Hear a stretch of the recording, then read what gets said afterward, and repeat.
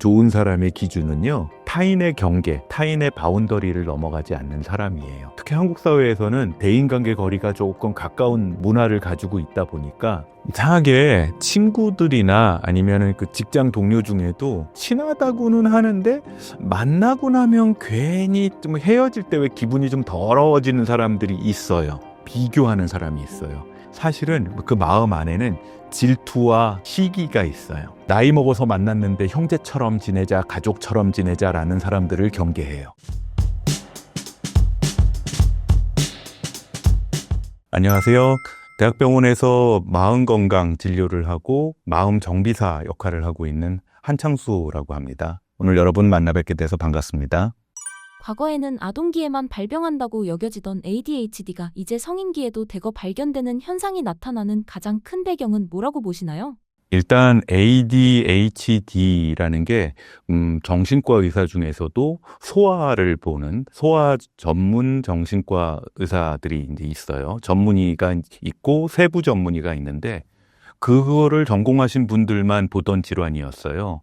ADHD라는 말을 풀어서 얘기하면 주의력이 떨어지고 행동이 과다한 병인 거잖아요. 흔히 말하면 산만한 아이라고 얘기를 했었는데 나중에 알고 봤더니 성인들에서도 그 산만함과 집중력 저하 때문에 문제가 되는 경우가 많더라라는 이유 때문에 성인에서도 ADHD를 진단 내리기 시작했습니다.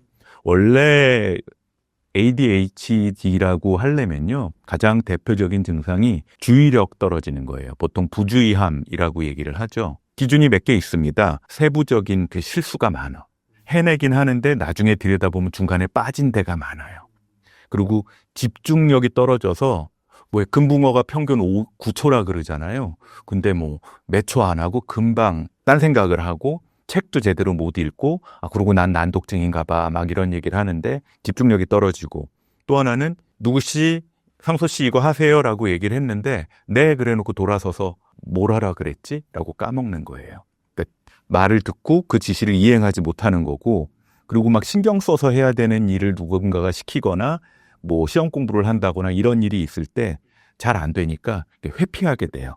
그리고 안 하려고 그러고, 그리고 물건을 너무 자주 잊어버려. 그리고 오늘 할 일을 자꾸 까먹는 게 부주의함 첫 번째. 그리고 행동이 너무 과해요. 초등학교 시절에 ADHD 아이를 보면 끊임없이 자꾸 움직이죠. 자, 막 왔다 갔다 하고 수업하고 있는데 앞에서 뒤까지 막 왔다 갔다 하고, 그리고 가만히 쉬면서 음악 듣거나 이러는 걸 하지 못하고, 그리고 상대방이 무슨 뭘 설명을 할 때도 듣다가 중간에 끼어 들어와서 막 질문을 하고 차례 못 기다리고, 그리고 충동적이에요. 충동적으로 막 화 조절을 못 한다든지, 충동적인 행동을 막 참지 못하고 중간에 벌떡벌떡 일어난다든지, 이런 충동성, 부주의함, 그리고 산만함, 이런 것들이 가장 대표 증상인데, 아이들을 진단 내릴 때는 대표 증상 각각 9가지들 중에 6가지 이상이 있을 때를 아이들 소아 ADHD라고 얘기를 했는데, 성인은 조금 다릅니다. 성인은 진단 기준상엔 그 9가지 기준 중에 한 5가지 이상씩 있으면 성인 ADHD라고 얘기를 하고요. 소아나 청소년들은 좀 부산하고 산만하고 이런 사람들이 많다면 어른들의 경우는 약간 좀 늘어지고 집중력이 좀 떨어지고, 그런 진단이 되기 전에는 성인들이 공부하다가 또는 대학생들이 공부하다가 나 집중이 안 돼. 나는 너무 게으른 사람인가 봐. 나는 능력이 안 되는 사람인가 봐. 또 공부 안 되면 흔히 하는 생각 있잖아. 이건 내 적성이 아닌가 봐. 라고 생각을 했었던 분들이 ADHD 치료를 받으면서 많이 호전되고 있어서 요새 성인 ADHD 진단이 많아졌고요. 그게 많아졌다는 거를 조금 더 실질적으로 들어가 보면 결국은 보험에서 그걸로 약 타먹고 상담 치료하고 그런 기록이 많이 남아 있으니까 그런 거거든요. 몇 년 전에, 그러니까 한 10여 년 전에 그 ADHD를 치료하는 새로운 약물이 개발됐어요. 개발되고, 이게 신사임당이 경제 채널이니까 말씀을 드리지만, 이게 약물이라는 게 요새는 조그만한 회사에서 실험실에서만 만드는 게 아니라 거대 자본이 만들어내잖아요. 그래서 그 약이 나오고 효과는 굉장히 좋습니다. 근데 거기서 이제 마케팅도 하고 연구 개발을 하면서 성인에서도 효과가 있네? 그러면 성인 ADHD라는 것도 학술계, 그러니까 교수들하고도 의논해서 그 진단도 한번 만들어 보자라고 해서 성인용 ADHD 진단이 많아졌다라고 보는 게 맞을 것 같습니다. 최근 진단을 하다 보니 성인 ADHD 진단이 많아진 건지 아니면 요즘 스마트폰, 쇼츠 등 이런 사회 환경 때문에 많아진 건가요? 둘 다라고 보통 일반적으로 얘기를 하고 있습니다. 이전에는 산만하고 집중 안 되고 일 잘 안 되고 뭐 오더 떨어지면 그거 제대로 처리 못하는 걸 그냥 얘는 좀 떨어지는 사람, 집중 좀 떨어지는 사람, 쉽게 말하면 머리가 좀 안 좋은 사람이라고 그냥 넘어갔었는데 이게 나중에 성인 ADHD 진단 기준에 맞춰 보니까 그 진단 기준에 맞아서 진단이 많아진 것도 있고요. 또 하나는 그 전에는 그냥 포기하고 살던 사람들, 그냥 자기 수준에 맞게 난 집중 안 돼, 공부 안 돼, 일 안 돼라고 하고 살던 사람들이 이제 성인 ADHD라는 게 나오니까 그래, 내가 ADHD였네. 그래서 내가 안 됐구나. 원래 사람이라는 게 심리적으로 핑곗거리가 만들어지면 그것 탓을 내가 저것 때문에 안 되는 거였구나라고 생각을 하거든요. 왜냐하면 성인 ADHD로 진단받은 사람들 중에는 정말로 ADHD로 진단받은 사람들도 있지만 사실은 약간 우울증이나 또는 불안증이나 이런 병이 있을 때 그 증상의 일환으로 집중력이 떨어지고 산만한 분들이 있거든요. 근데 이제 그런 분들도 ADHD 때 처방하는 약을 먹으면 증상이 일부 좋아져요. 그렇기 때문에 나는 우울증이에요, 나는 뭐 공황장애예요 라고 얘기를 하는 것보단 마치 유엔처럼 나 ADHD였네. 너 몰랐죠? 사장님 저 몰랐죠? ADHD기가 좀 있대요. 치료받고 있으니까 좋아질 거예요 라고 얘기하기가 훨씬 편해서 그런지 그래서 자가 진단하는 분들도 되게 많고요. 이게 ADHD는 아무리 그 진단 기준상에서 내가 맞는 것 같아도 반드시 확인해야 될 게 그 증상이 12살 전부터 있었는지가 가장 중요해요. 아이도 그렇고 성인도 그렇고. 그러니까 어린 시절부터 그런 부산함과 산만함과 행동 과다 증상이 있었는지가 사실은 더 중요하거든요. 그리고 보다 중요한 거는 그런 증상 때문에 그런 산만함, 부주의함, 집중력 저하, 충동성이 적어도 2가지 이상의 장소, 쉽게 말하면 저 같은 경우 직장이 있고 집이 있고 학교가 있을 거 아닙니까? 그럼 집과 학교 또는 집과 직장 적어도 2군데 이상에서 그런 증상이 나타나서 그것 때문에 내 퍼포먼스가 제대로 안 될 때 그때 진단을 내리는 거거든요. 그냥 공부 안 된다고 안 외워진다고 ADHD 약 먹을래요? 그거 처방해 주세요.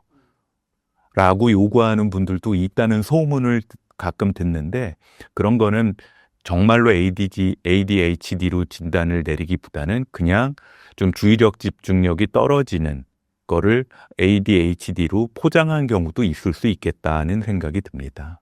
그리고 또 한 가지 말씀을 드리면 요새 현대사회가 굉장히 주의력이 산만하게 만들어져 있잖아요. 어떠세요? 쇼츠 아침에 일어나거나 자기 전에 그 쇼츠들 보실 때 그거 하나 몇 분이나 보세요? 제가 보니까 쇼츠 만들 때 1분 이상 넘지 말게 돼 있던데 쇼츠 10초도 안 되는 쇼츠들도 많던데요. 그리고 또 다음 걸로 금방 넘어가고. 원래 금붕어 주의력이 집중력이 딱 9초 정도라고 얘기하는데 얼마 전에 외국에서 연구된 것들을 보니까 원래 인간이 한번 쭉 집중을 할 때 한 12초 정도는 집중을 한대요. 물론 중간에 딴 생각도 좀 하고 그러지만 근데 요새 들어서 유튜브 나오고 쇼츠 나오고 SNS, 인터넷 서핑 이런 것들이 나오면서 8초대로 떨어졌답니다. 금붕어보다 집중력 시간이 짧아진 거예요.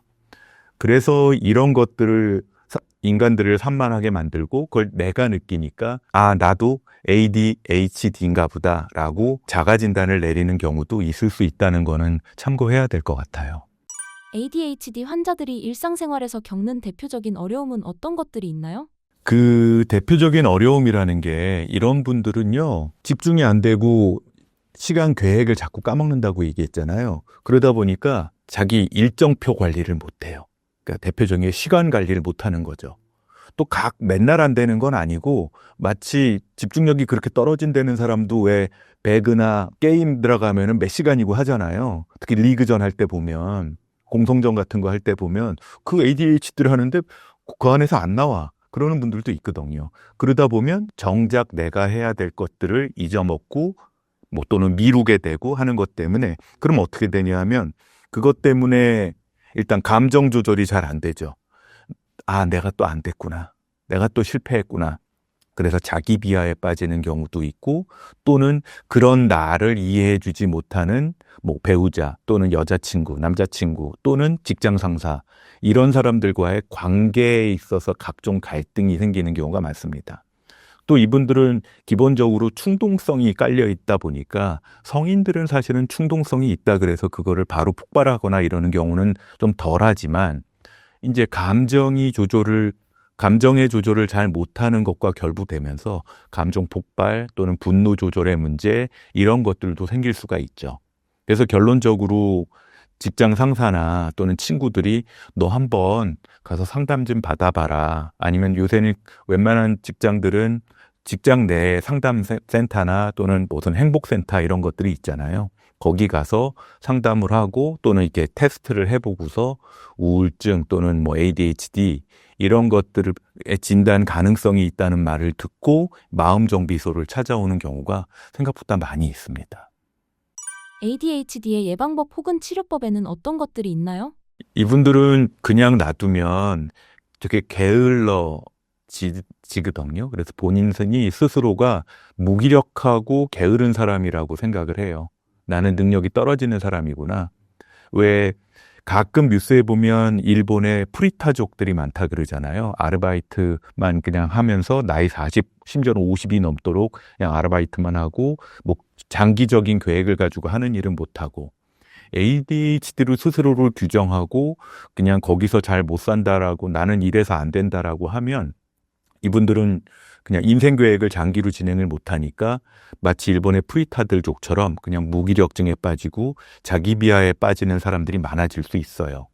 그래서 이런 분들이 마음정비소나 ADHD를 전문으로 치료하는 그 곳에 찾아오면 가장 먼저 하는 게 이분들이 과연 정말로 ADHD만 있는 건지 아니면 아까 말씀드린 것처럼 우울증이나 불안증 또는 그 인간 관계에 있어서 아주 기본적인 트라우마 같은 것 때문에 뭐가 다른 문제가 있는 거는 아닌지를 먼저 조사를 해보고 만약에 집중력 문제가 있는데 뭐 우울증이나 또는 관계 문제나 공황장애가 있다면 그걸 같이 치료를 해야겠죠. 그걸 치료를 하는 거고 이제 그런 것들을 전제로 하고 이제 집중력 문제와 충동성 문제를 치료한다라고 하면 제일 빠른 건 약 먹는 거예요. 외국의 거대 자본이 동원된 아주 큰 제약사에서 ADHD를 치료하는 약물을 새롭게 개발을 했어요. 신약인데 사실은 이전에도 있었어요. ADHD 집중력을 강화하는 약들은 통칭 보통 우리가 우울증 약은 항우울제 또는 뭐 항정신병 약물, 항불안증 약물 이렇게 얘기를 하는데 이 ADHD 때 쓰는 약물은 정신자극제라고 불러요. 영어로는 사이코스티뮬런트라고 부르는데 정신을 좀 바짝 차리게 해주는 약이죠. 뭐 그렇다 그래서 지금 40대, 50대 시절 이분들이 학창 시절에 먹었던 무슨 타이밍 같은 각성제 뭐 이런 거는 아니고요.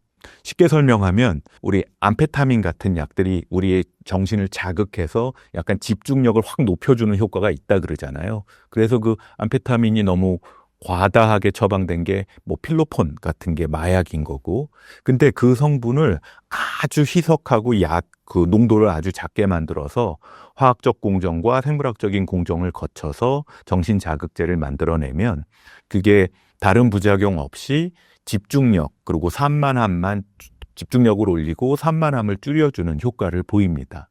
그래서 요새 가끔 신문에 나오는 뭐 학원가에서 공부 안 된다고 약 처방을 받아 먹는다라고 얘기하는 게 가장 대표적인 ADHD 치료 약물이고요. 그 약 외에도 기존에 뭐 아토목세틴이라는 약도 있고 뭐 정신 자극제의 종류가 한 3가지 정도가 있습니다. 근데 사람마다 나한테 맞는 것들이 있으니까 그것들을 골라서 처방을 하는 거고요. 근데 약이 모든 거를 하는 건 아니죠. 결국은 인간의 집중력이라든지 생각하는 시간 이런 것들은 훈련이 필요하기 때문에 그 나의 마음 관리와 내 생각하는 패턴 자체를 훈련하는 프로그램은 전문 정신과 의사와 상담을 하면서 그걸 조절하는 게 아주 고전적인 거였고 요새는 그 나의 집중도를 올려주고 나의 그 산만함을 줄여주는 각종 디지털 치료제, 일종의 애플리케이션이죠. 이런 것들이 이제 나오고 있어요. 그래서 그런 것들을 이용해서 약물 치료 외에 또 상담 외에 보조적인 기법으로 나 혼자서도 할 수 있게 하는 것들이 있고요. 조금 더 심리적인 기법이라고 한다면 우리 여러분들 왜 명상이라고 아시잖아요. 명상하고 마음 다스리고 그리고 바이오 피드백, 뉴로 피드백이라는 얘기도 들어보셨을 거예요. 뉴로 피드백, 바이오 피드백은 병원에서 컴퓨터를 켜놓고 거기서 내 마음의 속도를 조절하는 거에 따라서 그 화면에 있는 뭐 자동차의 속도라든지 화살의 발사 속도를 조정할 수 있게 내가 피드백을 받으면서 내 마음의 속도, 그러니까 내 집중력의 순간을 조절하는 거라고 한다면 뭐 심리치료나 명상 같은 거는 조용히 내 마음을 들여다보고 혼자 있는 시간에 나의 현재 상태, 나의 감정 상태, 나의 인지 구조 상태를 스스로 들여다볼 수 있게 만들어주는 치료고요. 명상 같은 경우는 사실은 정말로 수천 년 전부터 인류가 해왔던 거라고 합니다. 근데 현대 시대에는 훨씬 더 많이 필요할 거고요. 집중력 저하 문제를 경험하시는 분들이 누구나 다 약을 먹어야 되는 거는 아니에요. 저도 사실은 굉장히 게으르고 집중이 잘 안 되는 스타일 중에 하나거든요. 근데 저 같은 경우는 집중하려고 정신 바짝 차리려고 마음을 고르는 시간을 가져요. 일종의 명상이죠. 일종의 명상하고 마음을 고르고 집중하기로 결심하고 그리고 그동안에는 핸드폰도 끄고 컴퓨터에 들어가 보는 것도 자제하고 그러지 않으면 책도 읽지 못하니까. 이런 것들이 내가 경험하는 집중력의 문제가 사실은 다 병은 아니에요. 혹자는 요새 나오는 사회학자는 그런 얘기도 하더라고요. 현대 사회가 이렇게 바빠지고 쇼츠나 이런 것들이 많아지고 그러면 아시겠지만 똑같은 일하다가도 메시지가 많이 오잖아요. 아침 8시에 일어나서 출근하다가 보면 출근하는 그 시간 동안에 메시지 수십 개씩 와 있죠. 카톡도 수십 개씩 와 있고 정신 되게 산만해지잖아요. 그런 사회가 왔는데 그렇다 그래서 그거 다 끊을 수 있어요? 물론 잠깐 디톡스 타임을 주말에 좀 가지는 건 굉장히 좋지만 우리의 인생이라는 게 그런 자극에서 벗어나기는 힘든 상황이거든요. 그리고 다시 생각하면 우리가 산만함이라고 하지만 그렇게 산만할 때 잠시 멍하니 있고 그 산만함의 자극을 받아서 아주 창의적인 생각이 떠오르는 경우도 굉장히 많이 있거든요. 내가 겪고 있는 산만함이라는 게 어쩌면 창의력으로 연결될 수도 있다는 생각을 하고 다만 시험 공부라든지 또는 취업 준비라든지 이렇게 약간 긴 템포를 가지고 준비를 해야 되는 일들을 하고 있는 분들이라면 필요하면 약물 치료를 포함한 전문 치료를 받으시고 그렇지 않은 정도라고 한다면 공부나 일을 시작하기 전에 마음을 다스리는 순간 명상이나 또는 종교가 가지신 분이라면 기도를 잠깐 하시는 것도 나쁘지 않아요.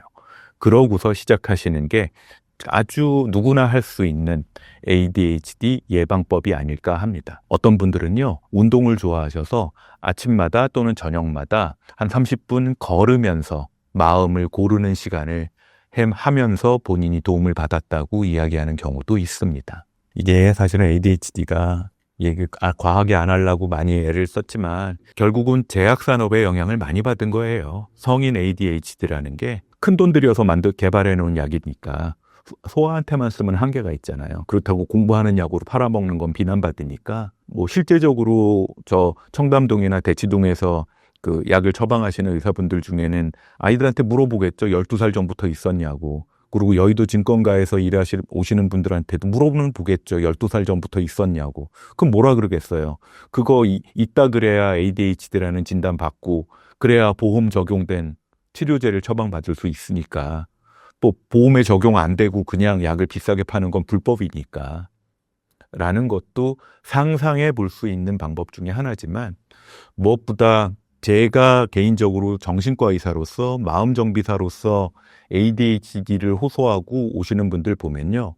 그중에 상당수가 사실은 디프레션인 경우가 되게 많아요. 우울증인 경우가 많은데 내가 하려고 하는 일이 잘 안 되니까 ADHD의 진단으로 좀 이렇게 도피하려는 분이 일부 있는 것 같고요.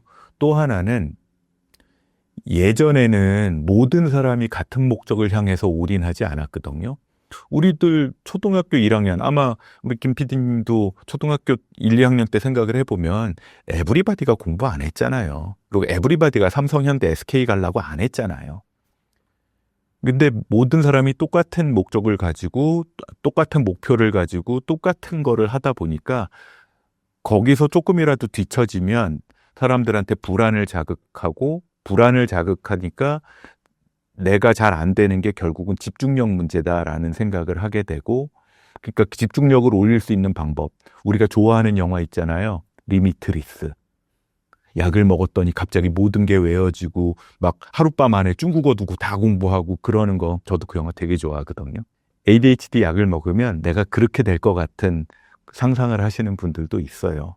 실제로 먹어본 시절에, 학생 시절에 그걸 먹어봤던 의대생들한테 물어보면 조금 집중력이 되는 것 같은 느낌은 많이 받았다고 하더라고요.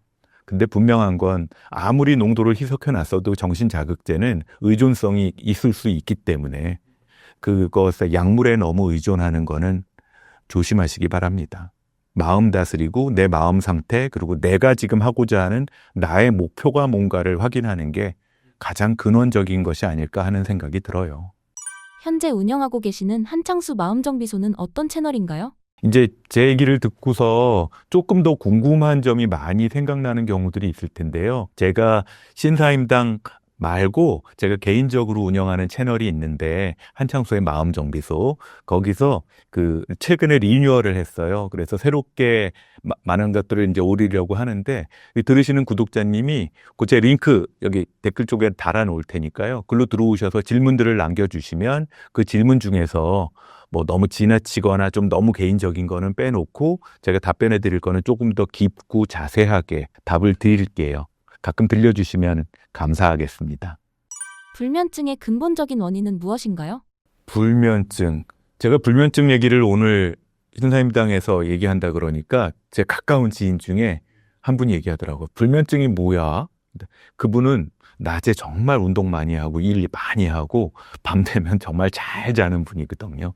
나이 50대가 훌쩍 지나가고 있는 분인데 아직도 잘 잔대요. 불면증의 가장 근본적인 원인은 노화죠, 사실은. 정상적인 불면증이 있어요. 불면증이라기보다는 수면 구조의 변화죠. 원래 인간 수면이라는 건 깨어있을 때부터 시작해서 살짝 얕은 수면을 거쳐서 1단계, 2단계, 그다음에 3단계, 4단계 깊은 수면을 거쳐서 올라와서 우리 꿈꾸는 수면이라고 알고 계실 거예요. REM 수면, Rapid Eye Movement 수면. 뭐냐면 그때는 우리 뇌파로 치면 베타파하고 세타파, 조금 알파파보다 조금 빠른 거, 그 정도의 파가 있으니까 약간 자고는 있는데 머릿속은 계속 움직여요. 그래서 그때는 몸은 자지만 머리는 깨있는 수면이라고 얘기하는데, 그때 우리가 꿈을 꿉니다. 그래서 원래 수면이 한 세트가 우리 헬스할 때 한 세트처럼 수면의 한 세트는 1단계부터 2단계, 3단계, 4단계, 그리고 REM 수면까지, 꿈꾸는 수면까지가 한 세트예요. 이게 한 90분 걸립니다. 이 한 세트가 하룻밤 자는 동안에 한 5번 내지 6번을 하면 제대로 잔다고 얘기를 해요. 그렇게 따지면 90분 곱하기 6 하면 얼마예요? 그러면은 뭐 120분씩 나눠보면 6시간, 7시간, 조금 넘으면 8시간, 그 사이 어딘가에 있잖아요. 근데 보통은 5세트만 넘어가면은 괜찮다고 그러니까, 그래서 6시간 정도만 자도 안 죽는다라는 얘기를 하는 게 원래 그냥 정상 수면이에요. 근데 나이를 먹으면 깊은 수면이 줄어들거든요. 그러니까 1단계, 2단계, 그리고 꿈꾸는 수면. 1단계, 2단계, 꿈꾸는 수면. 그러다가 보니까 깰 때쯤에 꿈을 꾸다 깨면 나는 밤새도록 꿈만 꾸다 깼어요 라고 얘기를 하는 어르신들이 되게 많은데, 그거는 약으로 조절을 해도 사실은 남아있고 나이 먹으면서 생기는 자연스러운 불면증이에요. 그런데 보통 이제 세컨더리 불면증이라고 얘기하는 게 있어요. 2차적 불면증, 뭐 우울증이라든지 스트레스라든지 아니면 신체 질환이라든지 이런 것 때문에 생기는 우울증이 불면증이 있는데, 이런 것들 때문에 생기는 불면증은 근본 질환 때문에 수면 구조 자체가 변해요. 그래서 왜 우리들 중에 자자마자 그냥 깊은 수면에 푹 빠져든다는 사람이 있잖아요. 저 같은 경우가 그랬어요. 인턴할 때 워낙에 평소에 잠을 잘 못 자니까 그때는 잠만 자면 그냥 바로 깊수면으로 3단계, 4단계 수면으로 들어가는 거예요. 제가 정신과 레지던트 처음 할 때 그 선배가 수면 연구를 하면서 제가 잘 때 머리에다가 뇌파 기계를 붙이고 제가 자는 동안에 이제 그걸 찍으셨는데 봤더니 얘는 1, 2단계도 없고 눈 감자마자 바로 3, 4단계를 자더라. 그래서 제 별명이 온몸이 스위치였거든요. 몸이 어디만 닿기만 하면 자. 그런 경우는 피곤하기 때문에 자는 거예요. 육체적으로 피곤하고 잠이 모자르기 때문에 많이 자는 거죠. 그렇다면 반대로 일반적인 불면증은 피곤하지 않기 때문에 잠을 못 자는 사람들도 있겠죠. 그런 분들이 낮잠 많이 자거나 낮에 정말 움직이지 않는 보통 일반적으로 은둔자형 생활, 세덴테리 라이프라고 얘기를 하잖아요. 이런 생활을 하는 분들은 근육도 안 썼고 하루 종일 피로도가 쌓이지가 않았으니까 잠을 못 자는 불면증이 있죠. 이게 이제 생리적인 요인인데 거기서 이제 병적으로 들어가면 우울증이건 아니면 다른 병 때문이건 간에 그 수면을 자극하는 호르몬들이 있어요. 가장 대표적인 게 멜라토닌이잖아요. 이것들의 구조가 깨지니까 이제 생리적으로 불면증이 생기는 경우가 많고요. 이제 그게 좀 지나치다 보면 이제 가뜩이나 우울증기도 조금 있겠다. 수면에 대한 강박이 생겨요. 수면에 집착을 하고 나 또 못 잤네. 나 이것 때문에 내일 아침에 바로 출근해서 일해야 되는데 또 못 잤네. 어떡하지? 불안해. 수면제 먹고 자야 되는 거 아닌가? 술 한 잔이라도 먹고 자야 되는 거 아닌가? 이런 생각을 하게 만드는 게 이제 심리적인 요인인 거고요. 이제 세 번째가 우리가 다 알면서도 통제 못하는 생활 습관의 문제예요. 저도 아침에 자고 일어나려면 예전에는 잠용종이 머리맡에 있었는데 요새 잠용종 쓰시는 분 별로 없으시죠. 어디 여행을 가서 호텔을 가도 호텔방에는 잠용종 안 쓰고 뭘 써요? 자기 휴대폰에 알람 맞춰놓고 쓰잖아요. 휴대폰이 머리맡에 있는데 그럼 자기 전에 뭐 해요? 괜히 한번 메시지 왔나 보는 척하면서 쇼츠 열어보고 유튜브 한번 열어보고 안 봐도 되는 이메일 한번 체크하고 그러다 자잖아요. 그러면 거기서 블루라이트라는 그 광이 내 눈 안으로 들어오고 그게 켜지고 내 눈 안에 송가체를 자극을 하면 멜라토닌 분비가 멈춰요. 멜라토닌은 자기 시작하면서 깜깜한 상태로 돼 있어야 이제 우리 몸 안에 분비가 되는데 그게 멈추니까 잘라고 그랬는데 나는 불 끄고 잠든다고 했지만 스마트폰을 들여다보니까 우리 뇌에선 얘 안 자는구나 라고 해서 수면과 관련된 호르몬이 멜라토닌을 비롯한 호르몬들이 안 나오는 거예요. 인간의 몸은 생체 리듬이라는 게 있잖아요. 바이오 리듬이라고 얘기하는 것처럼 왜 몇 시에 밥 먹고 몇 시에 화장실 가는 것처럼 몇 시에 자고 몇 시에 일어나는 생체 리듬이라는 게 있어요. 인간의 잠은 원래 깜깜한 공간에서 그냥 놔두면 우리는 24시간에 맞춰서 생활하고 있지만 그거는 사실 잠용종이나 햇빛이나 또는 식사시간 또는 화장실 습관 이런 것들 때문에 24시간에 맞춰져 있는 거지 깜깜한 공간 또는 우주 공간에 그냥 놔두면 25시간이 넘어간대요. 그래서 점점 뒤로 길어진대요. 그러니까 자는 시간이 점점 뒤로 가고 깨어나는 시간도 점점 늦어지는 게 원래 일반적인 현상이랍니다. 근데 인간이 우울증이 걸리거나 아니면은 여러 가지 스트레스 때문에 규칙적인 생활을 안 하게 되면 이제 그런 수면 구조 자체가 리듬이 깨지고 그러면 그걸 통틀어서 나는 불면증이구나 라는 생각을 하게 되죠. 그러면 모든 게 제일 쉽게 해결하려고 그러니까 정신과 의사나 또는 마음정비소 찾아와서 수면제 주세요라고 얘기를 하고 아니면 약국 가서 약국에서는 수면제는 아니지만 요새는 수면제 처방을 약사나 의사나 처방하는 걸 국가에서도 엄격하게 통제하고 있으니까 소위 말하는 수면제들은 잘 안 주지만 약 중에 먹으면 졸리운 약들이 있거든요. 우리 감기약 같은 것처럼 히스타민 제제 이런 것들을 처방을 받아서 먹는 분들이 꽤 있는 것 같아요. 그래서 요새 불면증이 많아진 이유는 정리해서 말씀드리면 생리적인 원인, 노화, 그리고 생활 습관 문제 때문에 불면증이 많아졌다라는 거고요. 그리고 또 아시겠지만 이런 것들이 많아지면 이게 건강 문제 중에 굉장히 중요한 문제가 되잖아요. 옛날에는 암 안 걸리고 당뇨병 안 걸리고 고혈압에 안 걸리는 게 가장 중요한 문제였는데 요새 의학이 발달하면서 그런 건강은 이제 많이들 챙기고 있잖아요. 그러면 건강식품을 만드는 회사에서는 뭐를 겨냥해야 될까요? 여러분들의 정신건강과 수면을 겨냥을 하는 상품들도 굉장히 많이 나오고 뭐 약이 아니래도 먹으면 잘 잔다는 그런 건강식품들이 굉장히 많잖아요. 그래서 그런 것들 때문에라도 마케팅 때문에라도 일반인들이 불면증에 관심이 많아진 건 아닐까 하는 생각이 듭니다. 나이 드신 제 선배님, 제 스승님 중에 그 불면증, 수면장애를 전문으로 하는 선생님이 계시는데 그분이 저한테 그런 얘기를 하시더라고요. 요새 사람들 너무 자려고 하는 거 아니야. 그냥 못 자면 하룻밤 못 자고 내일 밀린 잠 좀 자면 되지. 너무 수면에 집착하는 거 그것도 문제예요. 그래서 여러분 인지치료라는 말 많이 들어보셨죠? 우울증에 걸린 분들한테 사고의 패턴과 그 잘못된 생각 구조 자체를 바꿔주는 치료가 인지치료라 그러잖아요.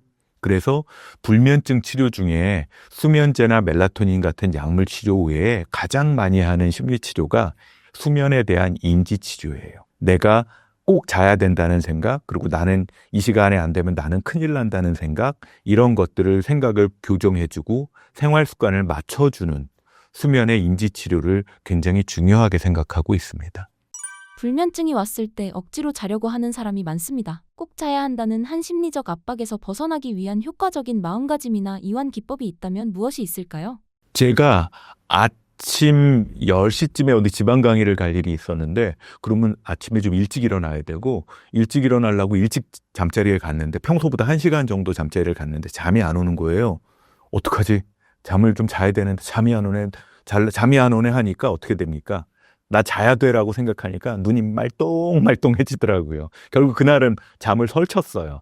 우리 뇌는요, 내가 이거 어떡하지? 하고 하는 생각하는 순간 경고 알람이 켜지면서 경고 알람이 켜지면 아드레날린 같은 각성 호르몬들이 나오거든요. 잠을 더 못 자요. 그러면 우리 몸과 마음을 가라앉혀야 되는데 정 안 되면야 우리 국립정신건강센터에서 올려놓은 유튜브 영상 중에 마음과 몸을 가라앉히는 긴장이완법이 있어요. 그거를 자기 전에 침대에 누워서 온 몸의 긴장을 풀고 마음을 안정시키는 걸 연습을 해도 좋죠. 근데 이제 그거를 일일이 다 공부하기는 쉽지 않으실 테니까 더 짧게 하고 싶으면 저는 자기 전에요. 눈을 꼭 감고 숨을 천천히 쉬는 거를 가장 많이 해요. 보통 478 호흡법, 424 호흡법, 444 호흡법이라고 얘기하는데 자기한테 편한 거 하시면 돼요.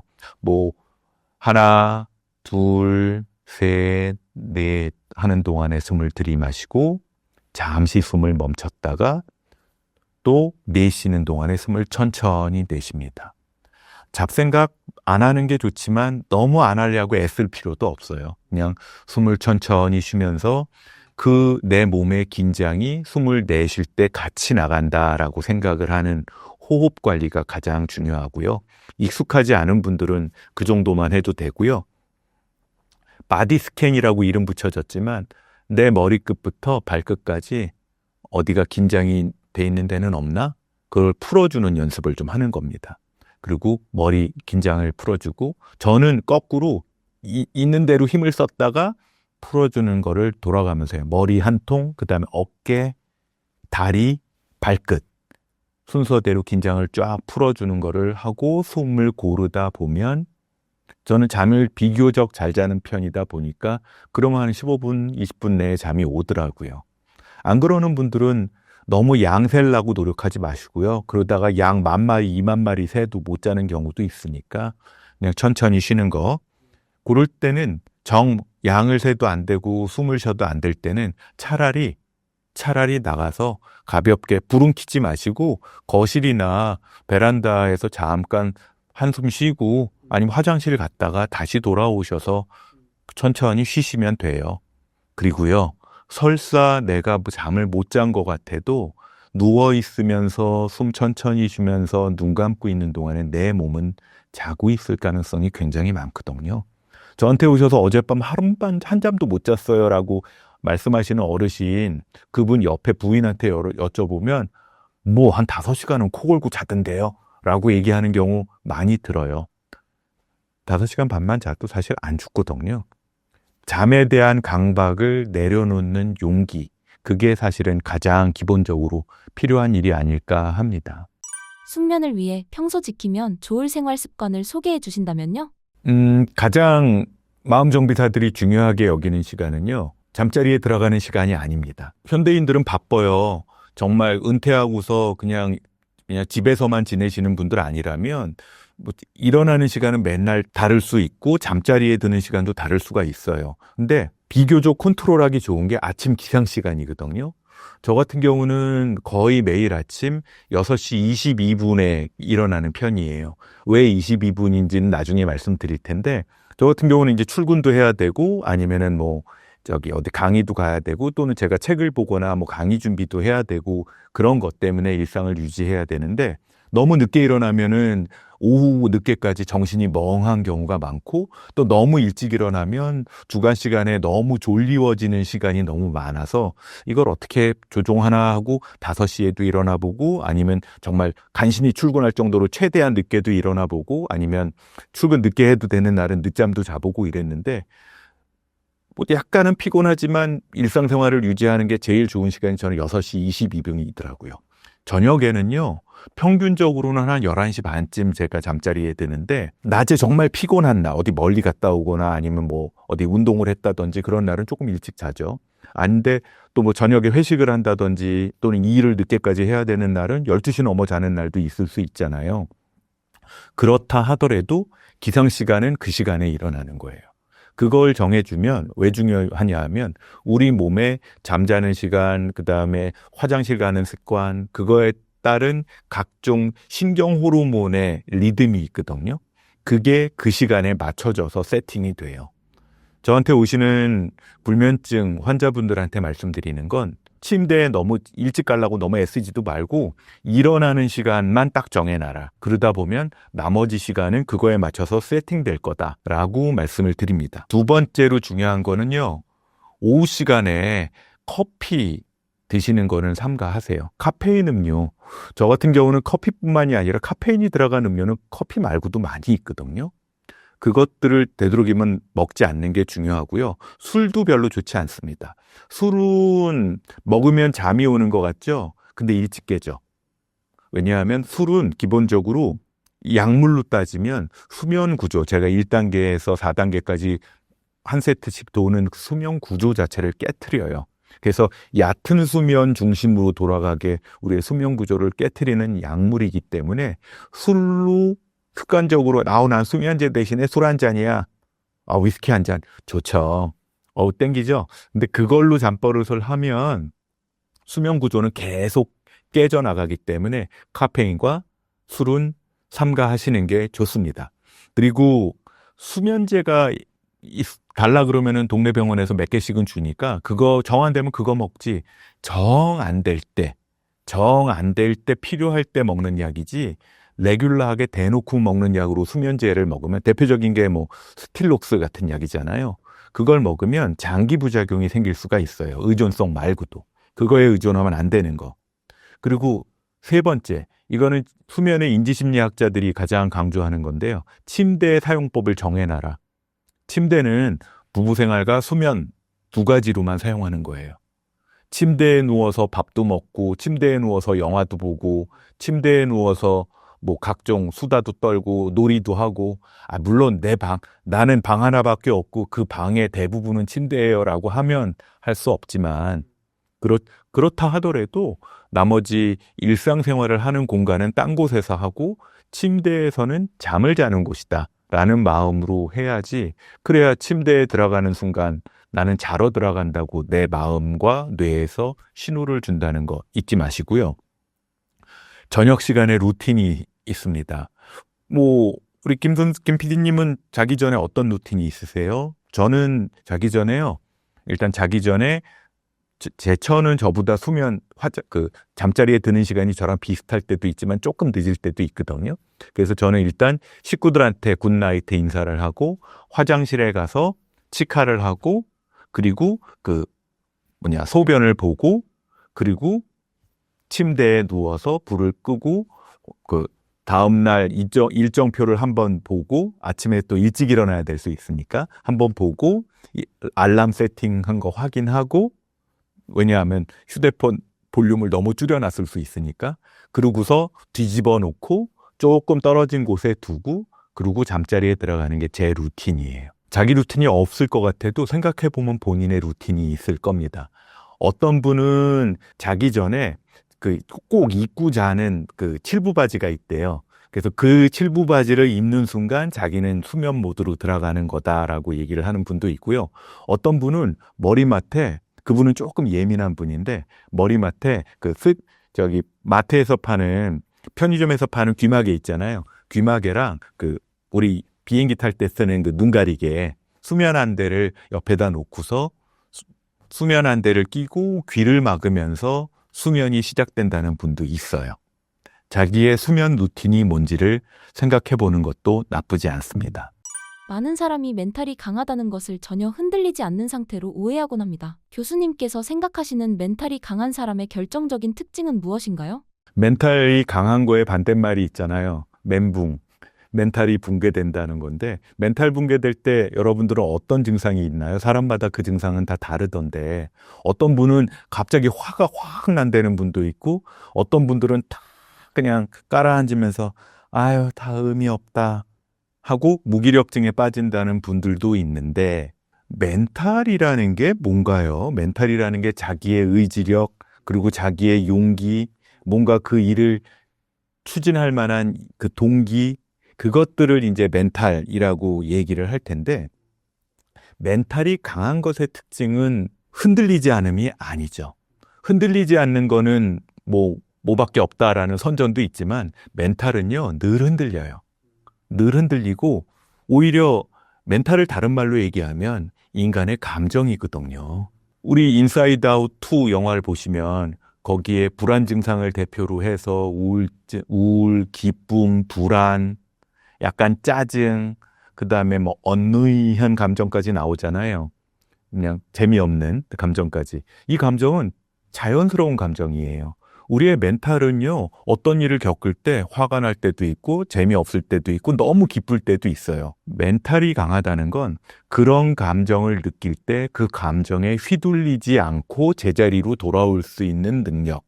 그게 멘탈이 강한 능력이죠. 막말로 그겁니다. 직장에 출근했는데 출근한 지 일주일밖에 안 됐는데 나보다 늦게 입사한 내 팀장이 나를 막 혼내요. 잔소리를 막 해. 그분이 그러면 내 안에서 갑자기 화가 벌컥 나죠. 지도 분명히 그거 나보다 못하는 걸 내가 아는데 그러면서 생각이 들죠. 내가 오늘 나온 김에 저 인간을 까고 객값을 물어? 그러다가 잠시 후에 생각하잖아요. 그래봐야 저 사람하고 그래봐야 결국 나만 손해니까 일단 참자. 그리고 마음을 다잡잖아요. 그 다잡는 능력이 멘탈이 강한 능력이고요. 한마디로 얘기하면 강한 멘탈의 특징은 유연함입니다. 실패와 분노를 다스릴 줄 아는 유연함이고요. 두 번째는요. 감정이 왜 흔들리겠어요? 화가 왜 나겠어요? 나는 내 일을 했을 뿐이고 내 공부를 하고 내 성적표를 받았는데 그것에 대해서 코멘트질하고 지적질하는 누군가의 말이나 행동 때문에 내가 흔들린 거거든요. 인정 기준이 나한테 있는 게 아니라 타인한테 인정 기준이 있기 때문에 내 멘탈이 흔들린 거예요. 강한 멘탈을 가진 사람들의 특징 두 번째, 인정 기준이 너한테 있는 게 아니라 내 안에 있다. 이런 분들이 멘탈이 강한 분들입니다. 감정은 억누를 수가 있죠. 근데 억누르면 언젠간 터집니다. 어디로 터지냐? 바깥으로 터지면 분노 발작이나 화로 터질 거고 내부로 터지면 우울증이나 또는 우울증까지는 안 가더라도 자기 비하에 빠지겠죠. 그거를 잘 다스릴 줄 아는 게 멘탈리티인 거예요. 제가 아까 유연함이라고 말씀드렸지만 그래서 정말 멘탈이 강한 사람은 마치 태극권을 하는 사람들처럼 또는 대나무처럼 바람에 흔들려도 제자리로 돌아오는 사람처럼 유연성을 가진 사람들이 멘탈이 강한 사람입니다. 그냥 이 사람은 찔러도 바늘 하나도 안 들어갈 사람이야. 내가 아무리 뭐라 그래도 그냥 뻔뻔해. 그건 그냥 근거 없는 근자감을 가진 사람이거나 그냥 승질이 들어온 사람이거나 타인에 대한 신경을 전혀 안 쓰는 사람일 뿐이에요. 그런 사람이 성공하는 경우도 있지만 사실은 그런 분들은 독고다이로 성공하는 경우는 상대적으로 적고요. 상대방과 적극적인 교류를 하고 그들과의 협동 작업을 두려워하지 않지만 그렇게 그분들과에서 일어나는 온갖 감정을 스스로 들여다보면서 유연하게 대처할 수 있는 사람. 그리고 그 일 결과에 대한 평가는 나를 기준으로 할 수 있는 사람. 이런 사람이 멘탈이 강한 사람입니다. 유리 멘탈을 가진 사람과 강철 멘탈을 가진 사람은 위기 상황에서 어떤 결정적인 생각의 차이를 보이나요? 내 탓을 많이 하죠. 오래전에 어떤 종교계에서 네타시아 운동을 한 적이 있다 그러더라고요. 여기서 말하는 너 이 탓이 아니고 내 탓이라는 거죠. 그 일은 내 탓입니다. 당신 탓이 아닙니다. 라는 거예요. 근데 이 유리 멘탈을 가진 사람들은요, 내 탓을 너무 해. 왜 영어로 미국 드라마 보면 Oh my bad, I'm sorry. 근데 이걸 너무 많이 하면 나 자신은 계속 약하고 늘 실수하고 바보 같고 문제 해결 능력이 없는 사람으로 자기 자신을 자꾸 해석하고 그럼 결국은 나의 아이덴티티는 약하고 일 못하고 분별력 별로 없는 사람으로 되겠죠. 근데 멘탈이 강하고 강철 멘탈을 가진 사람들은요, 다르게 봐요. 자존감이 비교적 강하기 때문에 이 일은 실패했지만 이걸 통해서 배울 점을 내가 배웠다고 생각을 해요. 다음에는 그 부분은 실수를 안 하죠. 강철 멘탈을 가진 사람들은 자존감을 유지하면서 사건의 실패를 받아들이는 사람입니다. 멘탈 좋은 사람들의 특징을 기술했던 책이 한 권 있었어요. 그 책에서 나온 말들을 제가 몇 가지 말씀드리면, 첫 번째, 멘탈 강한 사람들은요, 내 영향력을 벗어난 일에 집착 안 해요. 마음이 약해지면 이거 내가 안 한 건데도, 심지어는 저녁 시키라 그래가지고 음식을 시켰는데 배달하시는 분이 음식을 쏟았다 오면서 그랬더니 직장 상사가 막 이거 음식 흘렀다고 막 짜증을 내. 근데 그것도 막 내 잘못인 것 같은 느낌을 가지는 유리 멘탈 소유자들이 있어요.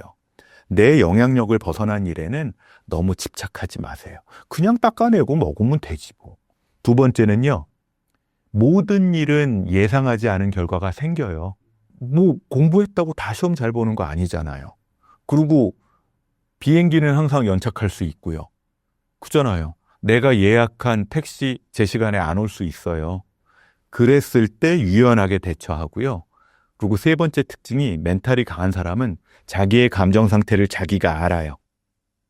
그리고 내가 이 일을 왜 하는지를 잘 알아요. 그냥 나는 그냥 출근해서 월급 받으려고 나오는 거지 하는 사람은 멘탈이 약해져요. 근데 나는 여기서 출근해서 월급 받는 건 당연히 기본이고 이 일을 조금 더 배우고 이 일에서 적어도 준전문가 이상의 능력을 가진 사람으로 인정받는 게 나의 목적이야. 목표 말고 목적이야 라는 생각을 가진 사람들은 멘탈이 강합니다.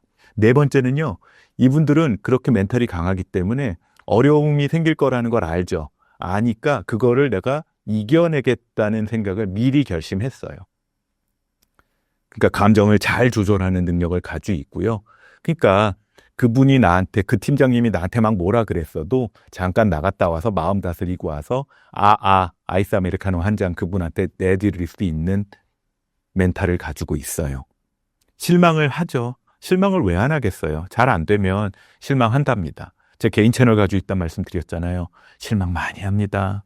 그래도 그 실망을 털고 계속 내 할 일을 할 수 있는 용기, 그게 멘탈이 강한 사람의 특징이고요. 이런 분들은 그래서 되게 낙관적이에요. 낙관적이고 실용적으로 낙관적이에요. 영어로는 practical한 옵티미즘을 가지고 있다고 얘기하는데, 낙천적인 거랑은 다릅니다. 전에도 어디선가 말씀드렸는데, 낙천적인 건 뭐 잘하지도 않으면서 잘 될 거야, 잘 된대, 난 사주가 좋대, 이런 거 말고요. 실용적 낙관주의는요, 난 이런 계획을 짜놨고 그래서 오늘도 이거 했고 내일도 할 거고 일주일 후에도 여기를 이만큼 할 거다. 즉 오늘 현실에 근거한 합리적인 미래 예측 능력, 그게 합리적 실용주의 또는 실용적 합리주의, 합리적 낙관주의입니다. 이런 분들이 강철 멘탈을 가진 사람이에요. 제가 보기에는 이미 이 채널을 찾아서 이 얘기를 듣고 있는 분들은 어느 정도 멘탈이 강한 분들일 거예요. 혹시라도 잊었다면 내가 너무 약한 멘탈을 가질 수 있게 아니면 내 멘탈이 너무 약해지게 놔두고 있는 건 아닌지 한번 되짚어 보시기 바랍니다. 유리 멘탈을 극복하기 위한 첫걸음은 무엇이 되어야 할까요? 제발 자기 욕 좀 하지 마세요. 자기 비난, 자기 비하를 하는 분들은요, 가장 근본적인 게 우리 존중하라는 말 요새 모든 직장과 모든 사회에서 듣잖아요. 자기 비하를 하는 분들은요, 자기 자신을 존중하지 않는 거거든요. 존중을 안 하면 우리 길거리에서 만약에 어려운 분들을 도와준다 그러는데 그분을 도와주려면 존중하는 사람은 어떻게 도와주나요? 뭐가 어려운지를 자세하게 듣고 그분이 필요한 게 만약에 돈이라면 돈을 주지만 일자리가 필요한지 아니면 아픈 데는 없는지 그것에 따라서 도와줄 거를 도와주잖아요. 근데 존중을 안 하는 사람들은 어떻게 해요? 그냥 주머니에서 동전 몇 개 꺼내서 던져주고 끝내잖아요. 굉장히 기분 나쁘죠? 근데 그 존중 안 함의 대상이 나라고 생각을 해보세요. 그러면 나는 열심히 할 것도 없고 나는 못하는 사람이고 나는 불쌍한 사람이고 그러면 상대방한테도 김 PD가 날 도와줘야 돼. 난 못해. 나는 네가 도와줘야 되는 사람이니까 라고 하면 주변에 누구도 그 사람을 도와주지 않을 거예요. 우리 어린 시절에 같이 만났던 친구 중에도 보면 자기 비하를 잘하는 사람이 꼭 하나씩은 있어요. 근데 처음에는 친해서 막 얘기 들어주다가 자꾸 그러면 그 친구 안 만나게 되거든요. 사람이라는 건 누구나 다 투자자와 똑같아요. 우리 투자자는 우리 엔젤 투자자들 어떤 사람들한테 투자합니까? 봐서 지금은 당장 규모는 크지 않지만 뭔가 좋은 아이디어를 가지고 실패도 몇 번 하지만 되게 열심히 하려는 사람들을 보고 아이디어와 그 일하는 사람들의 어티튜드를 보고 투자를 하잖아요. 세상 사람들도 마찬가지예요. 내가 자기 비난을 하고 자기 비하에 빠져 있으면 나를 포함해서 나를 도와줄 사람은 아무도 없어요. 뭔가를 하려고 할 때 나도 움직일 수 있고 세상도 나를 도와줄 거다라는 것을 잊지 마셨으면 좋겠습니다.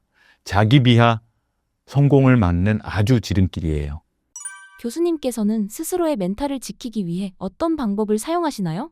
이제 개인적으로는 개인 성향 따라 타고나기를 좀 이렇게 멘탈이 좀 강한 사람들이 있죠. 의원님 농담처럼 쟤는 이유 없이 근자감이 높아 뭐 이런 친구들이 있는데 저는 뭐 이렇게 근자감이 아주 높은 편은 아니에요. 그냥 제가 보기에는 한 평균 수준인 것 같은데 그래서 저는 타인의 평가에 휘둘리지 않겠다는 생각을 되게 많이 하는 편인데 기술적으로는 이런 방법을 씁니다. 저는 제 일기장에다가 막 이렇게 기분이 안 좋고 흔들릴 때 그거를 짧게 적어요. 제 감정일기라고 이제 얘기를 하는데 길게는 안 쓰고 그냥 기분이 더러웠다 아니면 기분이 좀 가라앉았다 아니면 짜증이 났다 그걸 그 감정 그대로 쓰고 그 앞뒤에 무슨 이벤트가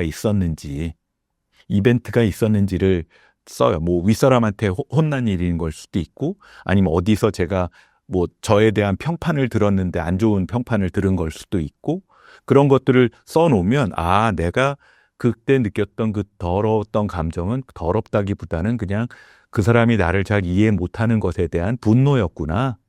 이름만 붙이고 지나가는 거죠. 그리고 또 하나는요. 멘탈을 지키기 위해서 가장 먼저 할 일은 우리 멘탈 약한 사람들은 멘탈이 무너지는 순간 일도 안 하잖아요. 멘탈이야. 하던 일 던져놓고 연필 던져놓고 키보드 닫고 내 일의 루틴은 멘탈과 상관없이 분리시켜 놓는 거예요. 제가 아침에 일어날 때 루틴이 있어요. 아침에 일어나서 이건 주말에도 비교적 지키는 편인데 아침에 일어나서 화장실 갔다가 세수하고 목 닦고 치카하고 일종의 그루밍을 하죠. 그루밍을 하고 출근을 하건 또는 출근을 안 하는 날에는 1시간 반에서 2시간 동안 책을 읽거나 또는 책을 쓰는 시간이 저의 아침 루틴이에요. 왜냐하면 저는 직업 자체가 마음정비 일을 하면서 마음이 불편해서 오시는 분들하고 상담을 하고 약을 처방하는 진료 일도 하지만 강의도 하고 또는 글도 쓰고 하는 게 저의 기본 일이기 때문에 제 아침의 시작은 아침에 일정 시간 동안 책을 읽거나 책을 쓰는 시간이 가장 기본 루틴이에요. 그러고 나면 나머지 하루는 일정표에 따라서 돌아가더라고요. 그래서 자기의 작은 루틴을 가급적이면 지키려고 저 2주만 노력하면 그 루틴이 뭐가 될까요? 습관이 되거든요. 그냥 습관화되니까 어떤 분들은 아침에 일어나서 뭐 성경 읽는 데는 분도 계시고 어떤 분은 일어나서 세수도 하기 전에 스트레칭 한 30분 하고 시작한다는 분도 있고 어떤 분은 아침에 일어나서 음악 틀어놓고 커피 한 잔 마시고 시작한다는 분도 있고 어떤 분들은 뭐 덤벨이나 홈 트레이닝부터 하고 시작한다는 분도 있어요.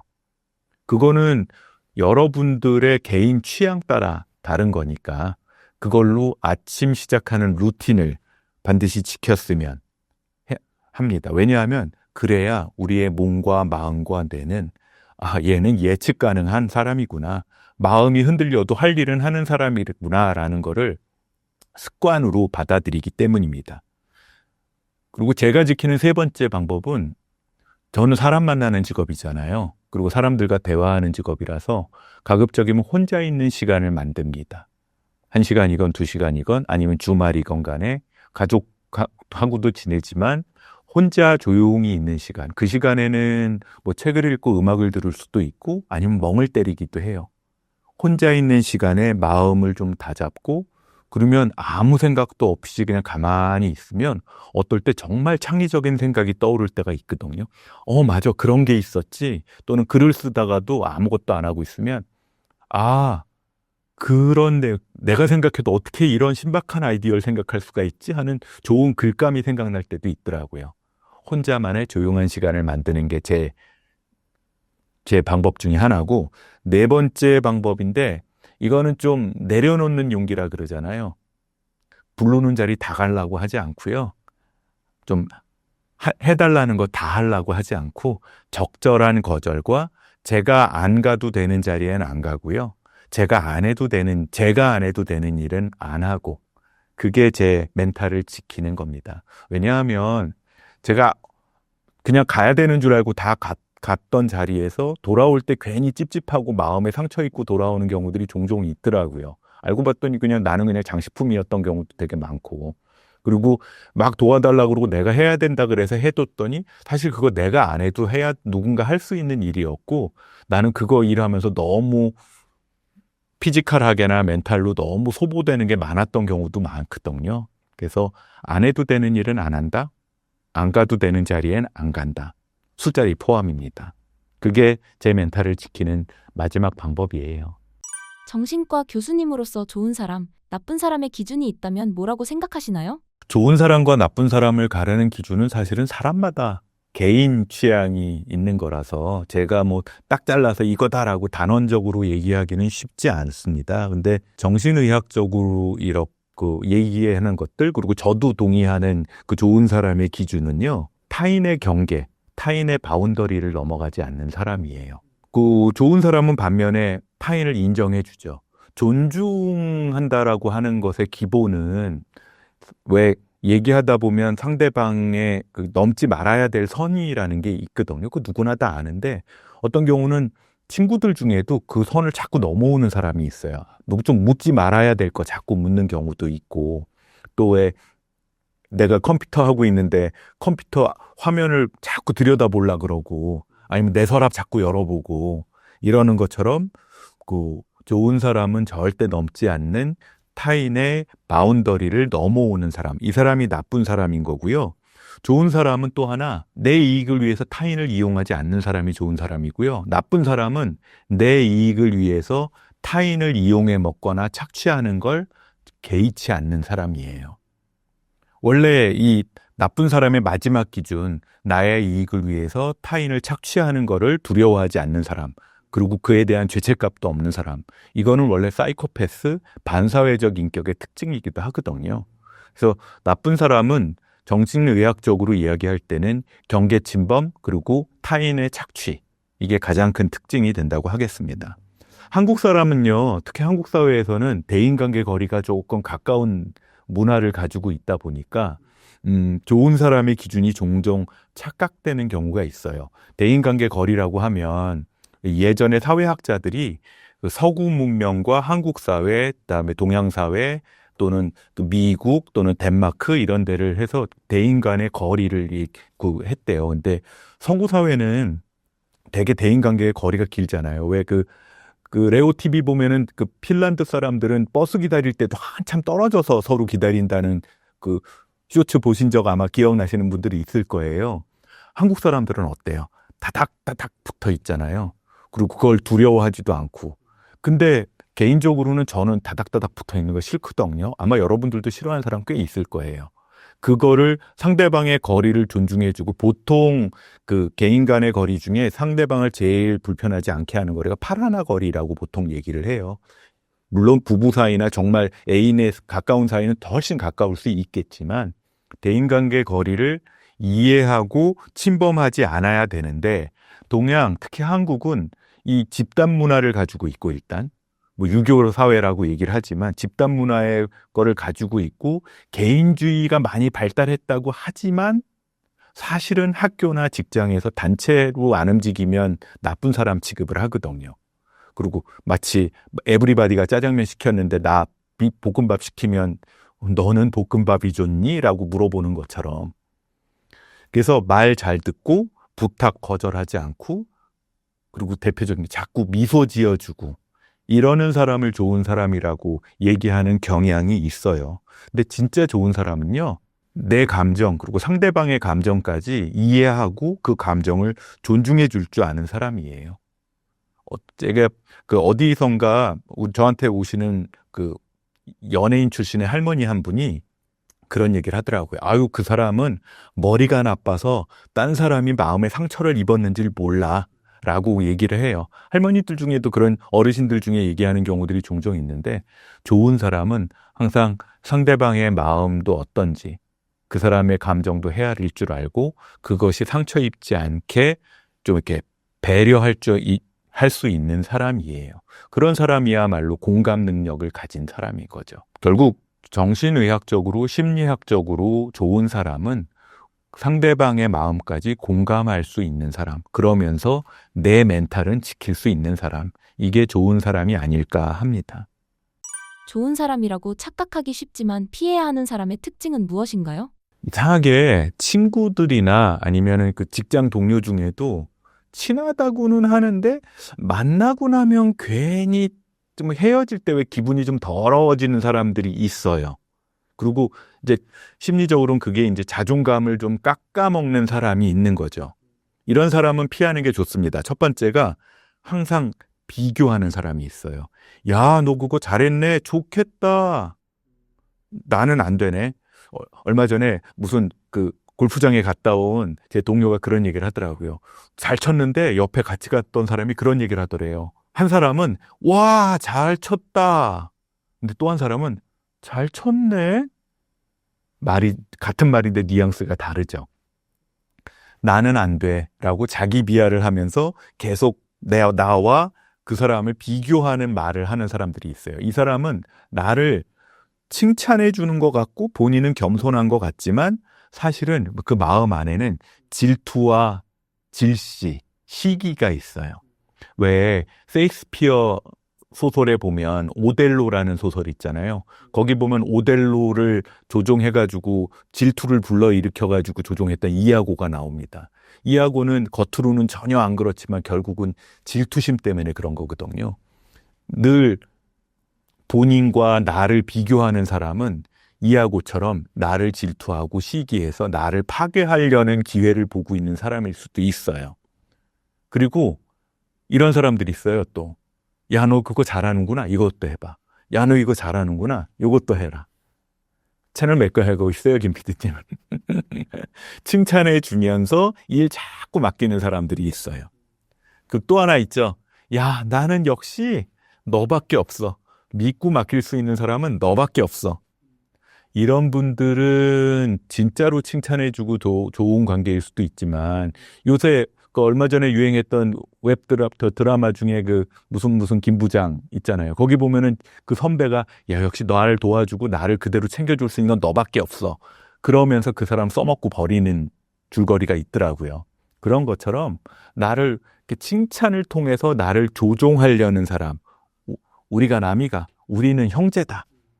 저는 개인적으로 뭐 나이 먹어서 만났는데 형제처럼 지내자, 가족처럼 지내자라는 사람들을 경계해요. 어떻게 가족이야, 남이지. 그냥 좀 친할 수는 있지만 이렇게 칭찬과 그냥 우정 또는 사랑으로 나를 조종하려는 사람은 조심해라. 세 번째가 대화를 해보면 은근히 자기 얘기만 하는 사람이 있어요. 자기 자랑만 하고 본인이 뭐 이거다, 이거 했다, 저거 했다, 나는 이것 때문에 기분 나빴다. 헤어질 때 보면 자기 얘기밖에 안 했어. 이런 사람들은 꼭 그 사람이 안티소셜이 아니더라도, 그 사람이 꼭 사이코패스가 아니더라도 상대방의 에너지를 뽑아먹는 사람인 거예요. 그래서 이런 분들은 피해야 되지 않을까 하는 생각이 듭니다. 반면에 그런 분들은 저 같은 마음정비소에 오세요. 마음정비소에 오면 주유 기능도 있으니까 마음의 에너지를 좀 주유해 드릴 테니까 너무 주변 사람들 에너지 뽑아먹지 마시고 마음정비소에 와서 왜 자꾸 내가 남의 에너지를 뽑아먹고 살아야 되나, 이것들을 한번 점검해 보는 것도 한 가지 방법이에요. 남을 무시하는 사람들의 숨겨진 심리는 무엇인가요? 열등감이죠. 남을 무시하는 사람은요, 기본적으로는 강해 보이지만 속으로는 사실은 극도의 열등감을 가진 사람이에요. 그러니까 무시하죠. 상대방을 무시하지 않으면 자기가 더 열등해지고 자기가 더 작아질 것 같은 일종의 방어 심리인 거거든요. 상대방을 무시해야 나를 이렇게 좀 누군가가 올려줄 것 같은 마음이 있거든요. 저도 젊은 시절에 그런 경험이 있어요. 무슨 프로젝트 작은 거리가 있어서 그거를 나름 되게 열심히 하고 자료도 많이 찾고 해서 정리를 했는데, 그거를 보고를 했더니 그걸 보고받는 윗분이 뭐라고 얘기했는지 아세요? 그렇게 했구나. 나 그거 그렇게 할 수 있는 다른 사람 누구누구 알고 있는데. 재수없죠. 사실은 나 같으면, 지금 같으면은 칭찬도 해주고 거기서 그걸 조금 더 이렇게 발전시켜 나갈 수, 디벨롭 할 수 있는 방안을 의논하는 게 사실은 더 적절한 방법이었는데, 그분은 제가 너무 칭찬받는 게 싫었던 거예요. 저한테 들킨 거죠. 본인의 본 모습을 어떻게 생각하면. 사실은 좋은 분인데 그때 그런 말실수를 하시더라고요. 이런 분들은요, 존중하고 존중받는 방법을 배운 적이 별로 없는 사람인 거예요. 그러면서 나를 무시를 한 거죠. 그래서 근데 그거를 그냥 무시하게 놔두잖아요. 이분들은요, 아무나 무시 안 해요. 만만한 사람들 무시를 한번 해봤더니 무시 당해주는 사람을 반복해서 무시할 거거든요. 여러분도 무시당하지는 마세요. 그러면 여러분이 무시 맛집이 돼서 여러분들한테만 무시하고 뭐 마음껏 갑질을 하게 될 수도 있으니까요. 사람들을 만나도 공허한 느낌이 드는 이유는 무엇인가요? 공허해서 그렇죠. 뭐 세상 다 의미 없다라는 걸 느끼는 거죠. 뭐 친구들 만나면 그 중학교 1학년 또는 대학교 1학년 또는 직장 초년생들이 하루 일과가 끝나고 집에 갈 때 허탈하고 막 기력이 떨어지는 느낌을 많이 받는다고 해요. 왜 그럴까요? 들어오는 순간 중학교 1학년, 고등학교 1학년, 대학교 1학년, 직장 1년차 때는 우리가 내가 만나는 모든 사람들하고 좀 친해봐야지, 또 잘 지내야지 라는 생각을 합니다. 그리고 뭐든지 열심히 해야지, 뭐 육각수 같은 육각수 같은 인재가 돼야지 막 그러잖아요. 그러다 보니까 에너지를 엄청나게 많이 쓰는 거예요. 뇌과학적으로 이야기를 하면 전두엽이 팽팽 돌아가는 거죠. 전두엽은 감정을 컨트롤하고 상대방이 무엇을 느끼는지를 파악을 해서 상대방이 원하는 게 맞춰서 공감도 해주고, 마치 중학교 1학년이 내가 좋아하지도 않은 아이돌 스타 그 친구들이 얘기하니까 나도 좋다 그러고 맞장구 쳐야 되려 그러면 계속 머리가 돌아가야 되잖아요. 감정 조절. 그리고 싫다는 감정이 훅 올라와도 그것도 눌러야 되고. 그러면 고급 용어로는 이 전두엽이라는 데가 결국 잔머리잖아요. 고위 인지 기능이고 상황 판단과 감정 조절의 능력을 가진 건데, 이걸 하루 종일 사용한다고 생각을 해보세요. 집에 갈 때 얼마나 피곤하겠어요.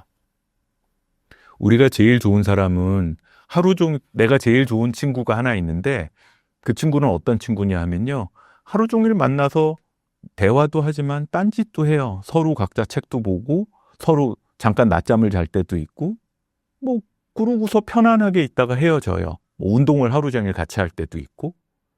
그런 관계는 같이 만나서 정작 아무것도 같이 한 건 없는데 헤어질 땐 어때요? 마음이 편안하죠. 관계가 공허하질 않았어요. 서로 주고받은 게 있어요. 서로 뭐를 채웠어요? 이해받고 싶은 마음. 말하다가 쉬다가 야, 나 어제 지난달에 그것 때문에 그 김 부장님하고 이래서 한바탕 했다? 그럼 그 친구는 어이, 그럴 수가 있어? 그랬구나. 그 말 한마디만으로도 내가 이해받고 있는 느낌이 들죠. 왜 이해받을까요? 그 친구는 나 어린 시절부터 아니까, 나의 감정 상황을 아니까 하루 종일 대화를 했어도 진정한 나를 드러내지 못했고 상대방도 역시 진정한 본인 자신을 드러내는 것을 느끼지 못했기 때문에 허전함과 허탈함과 공허함을 느끼는 겁니다. 사람을 만나면 다 진심으로 대해야 된다고 마음은 알고 있지만 어디 그런가요? 우리 하루 종일 사람들을 만나는 직업을 가진 은행, 창구에 계시는 분들이나 또는 콜센터에 계시는 분들만 감정 노동을 하는 게 아니에요. 우리들 모두 하루 종일 감정 노동 하잖아요. 사람들하고 만나서. 그러니까 저녁이 되면 허탈한데 그거는 나쁜 건 아니에요. 에브리바디랑 진심을 섞을 수는 없잖아요. 어떤 분들하고는 그냥 나의 페르소나에 맞춰서 웃음을 보여주고 그냥 멘트를 알려주고 그것도 내가 할 일인 거예요. 어쩌면 우리가 받고 있는 월급이 그 웃음과 내 감정을 어느 정도 컨트롤해주는 것 때문에 월급을 받고 있는 걸 수도 있어요.